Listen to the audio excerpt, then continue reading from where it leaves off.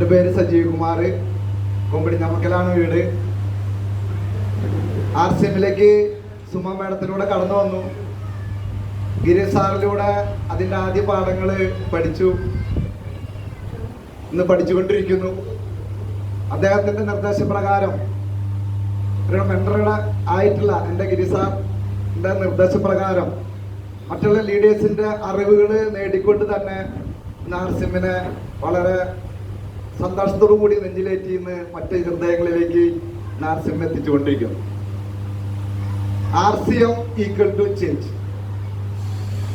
മാറ്റം ആരാണോ ആഗ്രഹിക്കുന്നത് അവർക്ക് ഏറ്റവും പര്യാപ്തമായ ഒരു പ്രസ്ഥാനമാണ് RCM. ആദ്യമായിട്ട് ബിൽവാരയിൽ ചെന്നപ്പോൾ TCG അദ്ദേഹത്തിന്റെ പ്രസംഗത്തിൽ ഒരു കാര്യം പറയുന്നുണ്ടായിരുന്നു. മഴ പെയ്യുന്നുണ്ടെങ്കിൽ ഈ ഭൂമി നനയാൻ പറ്റാവുന്ന തരത്തിലും ഭൂമി തണുക്കാൻ പറ്റാവുന്ന തരത്തിലും നല്ല രീതിയിൽ കൃഷി ചെയ്യാൻ പറ്റാവുന്ന രീതിയിലും ഉള്ള മഴയായിരിക്കണം. അല്ലെങ്കിൽ പിന്നെ മഴ പെയ്തിട്ട് എന്ത് കാര്യം എന്നാണ് അദ്ദേഹം ചോദിച്ചത്.